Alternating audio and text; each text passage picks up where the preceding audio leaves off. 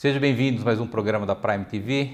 E hoje eu tenho a satisfação de receber o Enéas Zamboni, o Enéas que é sócio fundador da Quatro Vértice. Enéas, obrigado por ter aceito o convite, obrigado por você ter se deslocado até o nosso estúdio para poder falar um pouquinho sobre o teu negócio atual, mas principalmente sobre a tua trajetória profissional. Seja bem-vindo. Obrigado você. Acho que é uma oportunidade ímpar, né? Conhecendo agora, nascendo aí para o mundo corporativo depois de muitos anos aí atrás das empresas, tudo, e tentando agora um voo solo, poder conversar com vocês e contar um pouco da história, né, nesse mundo logístico, que é bastante interessante e dinâmico. Né? Eu estou 9 anos fora da logística, né? Eu decidi em 2010 vender os meus negócios, fui para os Estados Unidos e sempre que eu reencontro alguém da logística, sempre vem aquela nostalgia de lembrar da época que eu trabalhava. A logística tem isso, né? Parece que não sai da gente, né? A logística é o bichinho que pica a gente, né? E a gente não consegue se desvencilhar dele. Por mais que você fale, não, vou tentar outra coisa, vira e mexe, você vai lá e volta. E eu até agora estou conseguindo 9 anos que eu estou aí num segmento novo, com muito... Mas conversando sobre logística. É porque a gente acabou construindo um relacionamento, a gente acabou criando essa identidade com o segmento. Eu até contratei uma agência para poder criar uma nova marca pessoal do Luciano, porque eu era muito conhecido como Luciano da Logística, eu fui presidente da Associação Brasileira de Logística, eu tive um envolvimento muito acentuado com a logística. E quando eu decidi virar a chave da minha vida, por alguns anos ainda eu era o Luciano da Logística, hoje talvez eu sou um pouco mais conhecido como Luciano de relacionamento, de network, do que da logística, mas em função da minha paixão que eu ainda tenho para a logística, em função dos relacionamentos, vira e mexe, a gente ainda está falando, abordando o tema e trazendo pessoas especiais como amigo para falar da sua trajetória. Você começou na Ambev, né? Como é que foi esse teu começo da carreira, nessa escola e foi a Ambev? Como é que esse alicerce te ajudou na tua trajetória profissional, Enéas? Poxa, eu acho que eu tive uma oportunidade ímpar, né? Na verdade, lá atrás, na Brahma, quando a Brahma ela estava sendo adquirida lá pelo Trio, eu tive o convite para montar a logística, que até então, naquela época, início da década de 90, a gente não se falava muito em logística, né? A logística ela era fragmentada em área de suprimentos, área de planejamento e assim ia. Vamos montar logística para a Brahma? Vamos montar logística para a Brahma. Eu me lembro que o meu primeiro cartão de visitas escreveram lojista. Eu olhei e falei, não é lojista, é logística, né? Então, assim, poxa, o negócio era tão novo que ninguém sabia o que era logística em si, né?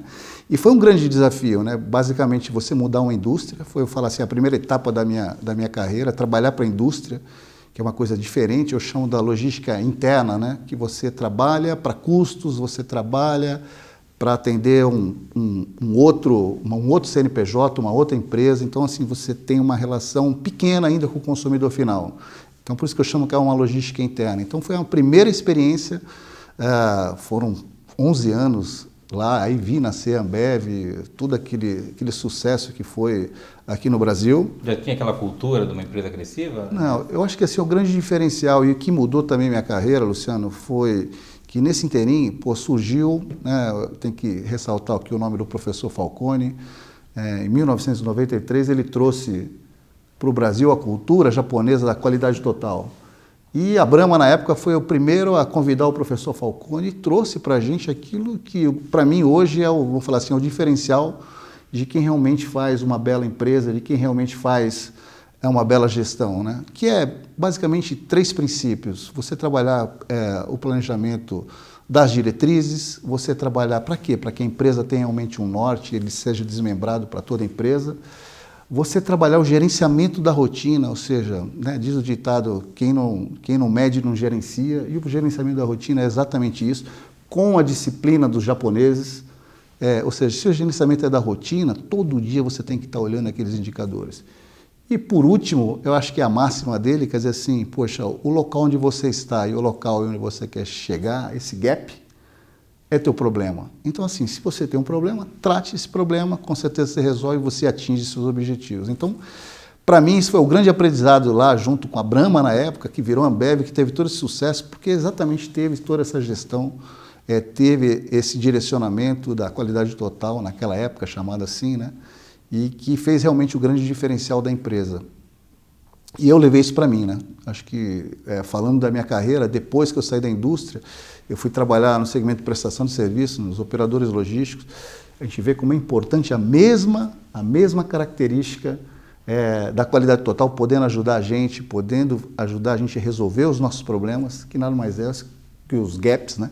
São os gaps que a gente tem para a gente poder atingir as nossas metas, seja ela de volume, de venda, seja ela de redução de custos, e assim vai. Esse é o segredo, é simples, né? Bem objetivo, e que a partir aí do início aí do ano 2000, onde eu virei para o lado do varejo, e o varejo nervoso, né? O varejo que fala diretamente com o consumidor final, essas ferramentas ajudaram muito a gente poder crescer, se desenvolver num ambiente que é muito novo, né? Até hoje ele é muito novo, ele tem 20 anos no Brasil e 30 no mundo. Então, assim, as pessoas que realmente trabalham nesse segmento são poucas, né? E o conhecimento é um negócio que muda a todo instante, Luciano. Então, assim, a tecnologia está muito atrelada a isso, a tecnologia muda minuto a minuto e a gente tem que se adaptar a isso da melhor forma possível. Então, assim, poxa, como carreira, respondendo a tua pergunta, eu me sinto um privilegiado, que eu consegui olhar a logística interna e agora, nos últimos 10, 12 anos, olhar essa logística falando diretamente com o consumidor. É um negócio extremamente dinâmico, extremamente nervoso e qualquer mudança, qualquer desvio, o impacto é brutal nas redes sociais, né, em tudo aquilo que a gente já conhece, para você ter uma reputação boa ou não dentro do seu varejo. Uma coisa bastante bacana, né? E nesses três universos, indústria, serviço e varejo, qual foi o desafio maior que você enfrentou nessa? Com certeza o último aí, o varejo, né? O varejo online é um negócio espetacular. Primeiro, ele é muito pequeno, né, Luciano? Ele ainda é um percentual de 5, 6% do varejo. O varejo tradicional movimenta trilhões, né? E o varejo ainda está no bilhão. Então, hoje ele é 5, 6% disso. E ele pode, rapidamente, como outros países do mundo, virar 20, 25, 30%. E é uma tendência, não tem jeito, quer dizer assim, não tem como fugir disso. Quer dizer assim, as próximas gerações vão comprar, né? Não é nem pelo notebook. O notebook, para mim, já é um item obsoleto. Vão comprar pelo smartphone, pelo computador de mão que a gente tem hoje. Então, a gente tem que estar preparado para isso. A infraestrutura, a logística tem que estar preparada para isso, né? Eu ia perguntar justamente isso para mim. O grande desafio é realmente preparar essa infraestrutura num país continental como o nosso, para estar pronto para poder atender toda essa demanda que vem pela frente, né? E você acha que essa questão da infraestrutura pode ser algo que não permita que o crescimento seja acelerado como teoricamente deveria ser em função desse espaço todo para crescimento, né? A tua pergunta ela é boa, né? Assim, a gente tem um rolo compressor vindo, que é exatamente isso que eu acabei de comentar, que assim, é o crescimento do varejo online. E assim, ele vai crescer de qualquer jeito. Então, a infraestrutura vai ter que acompanhar. Esse passo que eu estou dando agora com a 4 Vértices, ela tem exatamente esse objetivo de poder ajudar, porque a gente percebe que, em função da dimensão do nosso país, o problema infraestrutura é um problema crônico, mas tem soluções, né? Então, a solução é você regionalizar, a solução é você especializar aquele parceiro naquela determinada área, para você realmente cobrir todo o território nacional. Qual o grande problema disso? Os próprios empresários, né? Assim, a boca é maior que o estômago, que eu gosto de dizer. Poxa, ele começa fazendo sucesso em uma determinada região, ele vê a necessidade de ter mais receita e ir para outras regiões. É um negócio extremamente complexo. Nessa última empresa que eu tive a oportunidade de tocar uma empresa de transporte, que a gente verticalizou. E ela tinha abrangência nacional. E eu posso dizer com todas as letras, é impossível você gerir uma empresa de abrangência nacional. Porque assim, a gente tem vários Brasis dentro do próprio Brasil. Então, assim, características, culturas, estruturas, tudo isso. Então, assim, eu penso que a gente pode fazer alguma coisa muito regionalizada para poder absorver essa demanda, como você bem comentou, Luciano. Agora, tem também a questão de trazer o entendimento de que o e-commerce não é só para o grande. Você acha que isso esse entendimento de que o pequeno, o médio também tem acesso a essa nova operação. Você acha que isso também é um trabalho de disseminar isso, Enéas? Eu concordo plenamente, Luciano. Assim, ó, há 2, 3 anos atrás, ninguém se falava de marketplace. E o marketplace veio exatamente democratizar o e-commerce no Brasil. Na verdade, não é nem no Brasil, no próprio mundo, né? A Amazon é um grande professor nesse sentido. Quer dizer assim, poxa, ela começou com esse modelo onde o pequeno lojista podia acoplar os seus itens dentro do site dela e, consequentemente, vender. E depois fazer toda a operação logística para esse pequeno. Então, essa é a tendência que está acontecendo no Brasil. Hoje, os sellers, como eles são chamados nesse segmento, os sellers, eles já são milhares e tendem a crescer mais ainda. Ou seja, quem tem um negócio, quem tem um pequeno varejo em qualquer canto do Brasil, pode vender para o resto do mundo, não é nem para o resto do Brasil, a hora que quiser. É muito fácil. Eu vou pedir tua licença para o rápido intervalo. Na volta nós retomamos aqui a nossa conversa com o Enéas Zamboni. O Enéas é sócio fundador da Quatro Vértice. Nós voltamos no instante.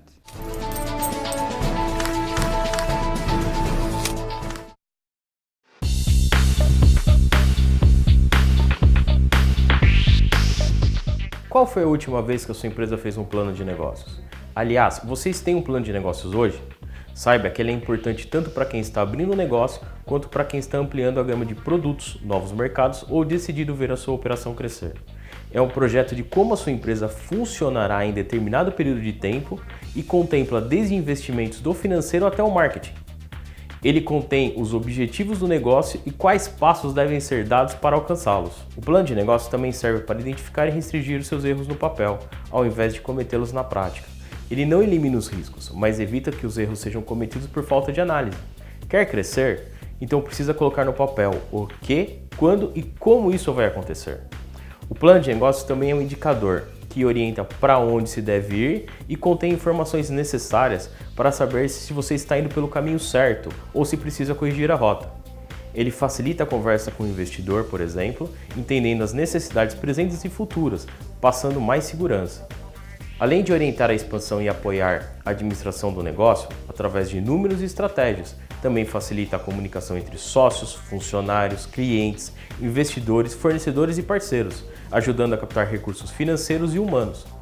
É fundamental ter o conhecimento amplo de todas as variáveis internas e externas do negócio, para traçar metas factíveis, definir ou redefinir o seu público-alvo e como chegar nele, otimizando os recursos e dando um tiro certeiro no seu objetivo.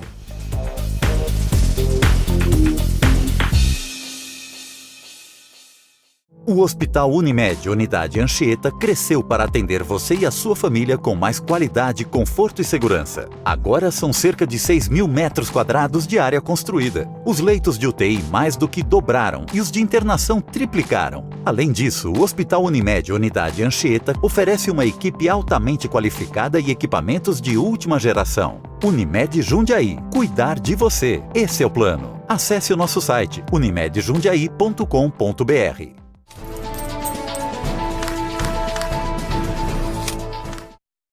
Voltamos. Nosso convidado de hoje é o Enéas Zamboni, o Enéas que é sócio fundador da Quatro Vértice. Vida nova, virou a página como executivo, coragem de empreender, está à frente hoje da Quatro Vértice. Como é que nasceu esse projeto? Mais do que esse projeto, a decisão de você empreender num país tão desafiador como o Brasil, Enéas? Poxa, Luciano, eu acho que tem alguma coisa que tá dentro da gente, né? Eu sou filho de professores,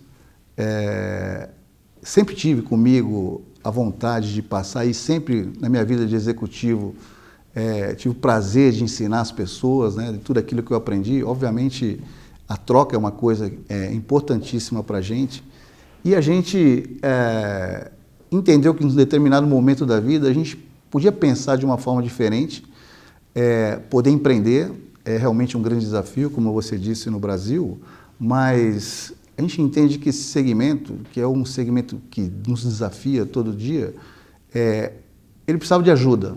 E a gente entende que, com toda a experiência nesse segmento tão jovem, né, o nome que a gente acabou criando, a reputação que a gente acabou criando nesse segmento, poderia fazer com que a gente pudesse ajudar os pequenos e médios lojistas a trabalhar nesse mundo do e-commerce. Então, assim, a Quatro Vértice, um nome italiano, né? Eu sou um Zamboni também, neto de italiano, mas muito direcionado, porque Quatro Vértices aos nossos armazéns, né? A nossa logística.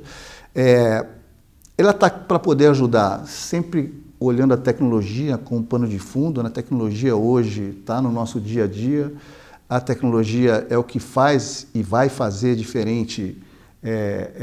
Não tem jeito, não tem como fugir disso, né? A gente tem que estar se especializando, olhando o que tem no mercado, porque cada dia surge uma novidade nova quando se fala de tecnologia, e poder ajudar nas operações logísticas, nas operações de distribuição, nas operações de tracking, né, como a gente chama, mas é a operação de controle de tudo aquilo que está na rua para ser entregue para um cliente ou para um consumidor final. Com esse pano de fundo. Então, assim, a Quatro Vértices é exatamente isso, que é uma empresa que visa ajudar. Ela começou agora, no fim do primeiro trimestre, já tem aí 2 clientes, né? A gente espera crescer muito, a gente ainda não divulgou isso. Hoje é a primeira divulgação aqui no teu programa, Luciano, mas a gente espera divulgar isso muito nas redes sociais, porque realmente o mercado precisa disso e a gente pode ajudar. E a gente tem, vamos falar assim, como grande matéria-prima, além da tecnologia que eu comentei contigo, as pessoas, né? Eu acho que nesse período a gente falou com muita gente, eu tive a oportunidade e o privilégio de comandar milhares de pessoas de todos os níveis. E o bacana disso é você realmente ter essa rede de pessoas espalhadas por todo o Brasil, né? E isso eu acho que é um grande diferencial que pode agregar para as empresas, por isso que a Quatro Vértices está aí para poder realmente ajudar o segmento. Eu acho que é um grande sonho, e a gente poder ensinar. Eu acho que isso é aquilo que eu te disse, que está no DNA, né?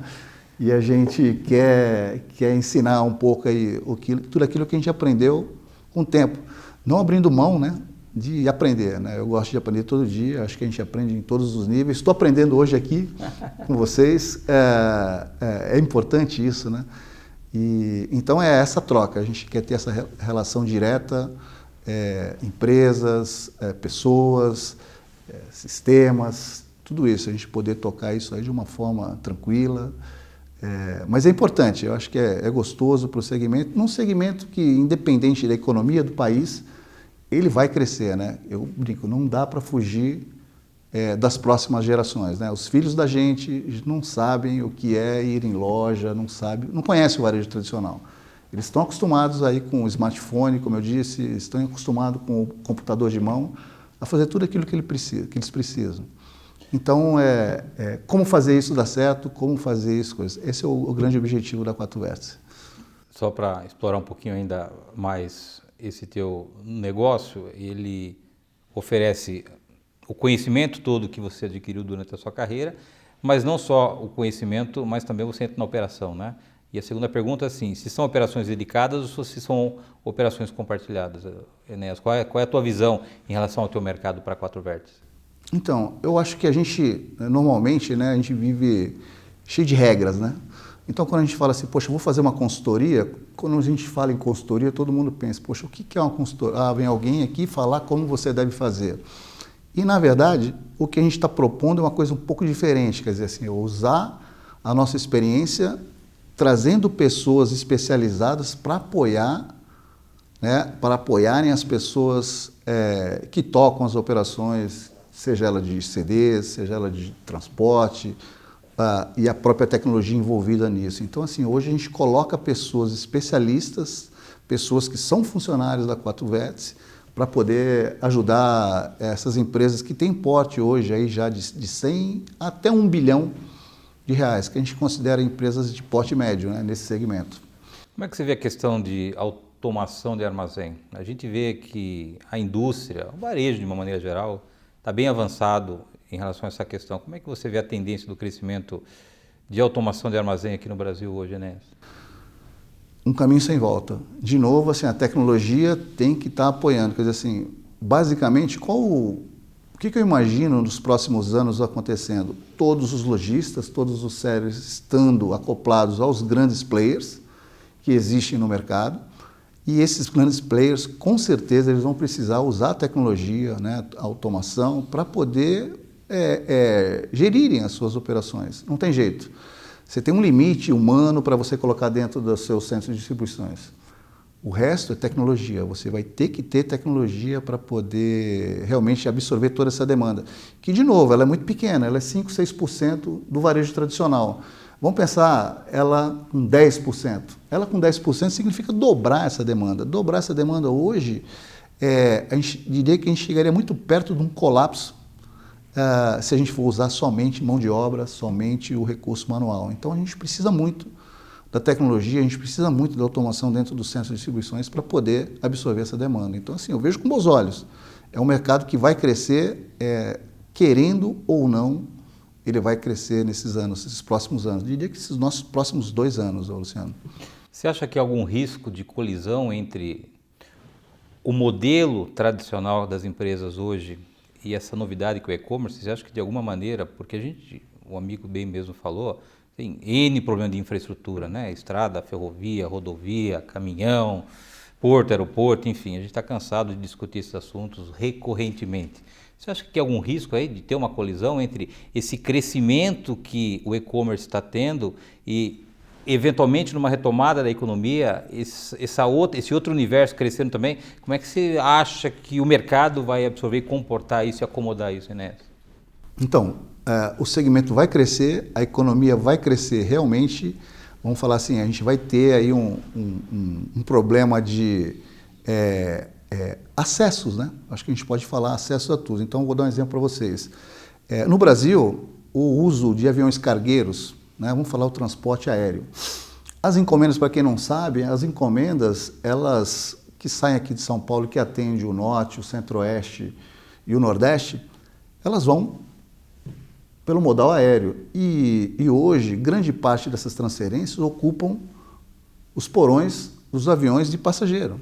Porque a gente tem muito pouco, agora que a gente está iniciando, uma das empresas comprou um cargueiro, fez aí uma associação com os Correios e assim vai, mas até então só os Correios trabalhavam com aviões cargueiros. Então todas as empresas particulares trabalhavam com as empresas de transporte de passageiros. Ou seja, a nossa carga divide espaço com a bagagem dos passageiros. Qual é a prioridade?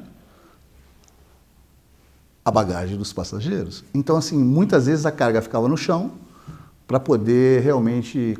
A capacidade de um porão, de um avião normal, que a gente está acostumado a viajar aqui pelo Brasil, é de 2,5 toneladas.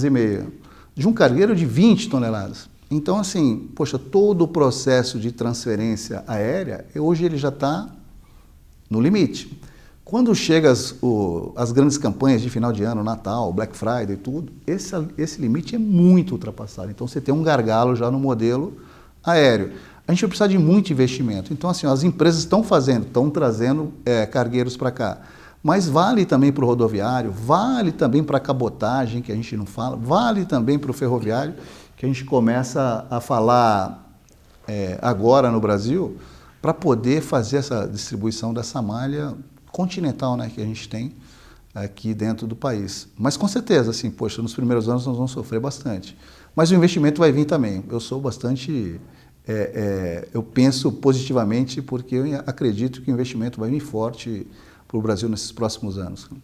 E dentro dessa jornada nova do amigo, como é que está a questão do relacionamento profissional, do network, o quanto você tem se apoiado nas pessoas pelas quais você conheceu, que você conviveu, para poder te ajudar na propagação desse business que você hoje está à frente e também no desenvolvimento do negócio nessa? Acho que o networking é tudo, né, na vida profissional de qualquer cidadão. Você passar pelas empresas como executivo e deixar as portas abertas, ter um bom relacionamento, como eu sempre tive, eu tenho grandes amigos nas empresas que passei, a gente realmente não vive, né? O profissional não vive sem o network. Eu tenho uma frase que é importante, que um dos primeiros chefes meu, Marcel Teles, falou, e eu nunca esqueci: não basta ser, tem que parecer. Né? E eu lembro que quando eu disse isso, ele me disse isso, eu falei, não entendi. Fiquei pensando nela. E realmente, passados os anos, isso é a pura verdade para um profissional, seja o setor que ele atue, você tem que parecer. Então, assim, o networking é a coisa mais importante que a gente tem, Luciano, na nossa carreira. Então, a gente tem que trabalhar muito por ele, mantê-lo, nos relacionar para a gente poder crescer. E não tem outra forma. Acho que essa oportunidade aqui com você é bastante bacana e se dá exatamente pelo network, né? Enéas, prazerzaço te conhecer, parabéns aí pela tua carreira, sucesso aí nesse novo momento da tua vida. O programa da Prime TV está à disposição do amigo, qualquer novidade, você é um convidado permanente. Obrigado pela tua Muito obrigado, é um prazer e espero ser convidado sim, né, para as próximas. Foi muito gostoso estar aqui nessa conversa bastante inteligente contigo. Obrigado. Obrigado, telespectador, por estar conosco em mais um programa da Prime TV. Lembrando que o programa Inédito vai ao ar toda terça-feira, 9h30 da noite. Eu aguardo vocês na próxima semana. Até lá.